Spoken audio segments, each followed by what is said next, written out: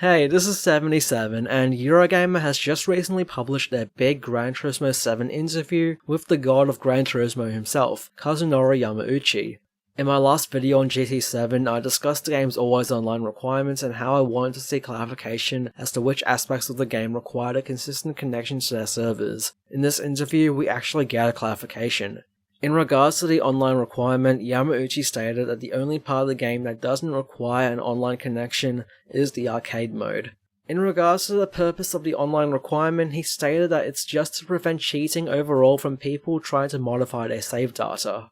So this answers a lot of questions about not only that sticker on the game box, but also the purpose of the game's career mode in the grand scheme of things. Before we get to that, we now know that the game can be accessed offline, meaning that unlike Need for Speed 2015, the game itself can still be launched once the servers are inevitably shut down. So a lot of the grave concerns I had regarding GT7 are not all that much applicable anymore. However, we now know that the only part of Gran Turismo 7 that would survive a server shutdown will be the arcade mode. For those new to Gran Turismo, arcade mode is basically the game's quick race mode. It allows you to pick a car, a track, and take part in a single race against the AI. It's a nice and simple mode that's been around since the series' inception. But let's talk about the GT campaign, which I reckon is the main draw of this new entry. We now know for certain that this will require an always online connection to play, as your save files are going to be stored on the game's servers rather than on your console. This means that the campaign is directly tied into all the GT Sport inspired multiplayer content that's associated with the FIA. It seems like the cars you unlock and upgrade during the campaign can be used in those multiplayer events. So it makes sense why Polyphony Digital would want to keep those save files hidden away, so no one can tamper with them and ruin the multiplayer experience and the legitimacy that Polyphony Digital is striving for with the Gran Turismo brand nowadays. So I think this crosses out any chance of us immediately getting a separate offline mode for the campaign as a post-launch update.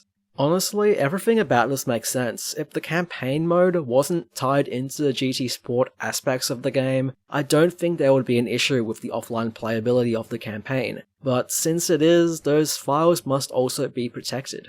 But back to the issue of preserving Gran Turismo 7 for generations to come. From where I'm sitting, there's only one solution, and that is for the game to receive an offline update on the same day or day before the servers for the game are shut down, so that the campaign and all its associated components can be fully accessed without needing the servers, thus allowing the game to be playable for years and years to come. So my question now for Polyphony Digital is there a plan to eventually release a preservation patch before the servers shut down?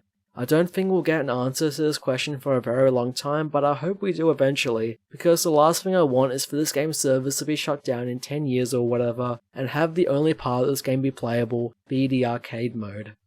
What do you think about these new developments? Is the campaign mode having an always online requirement a deal breaker for you?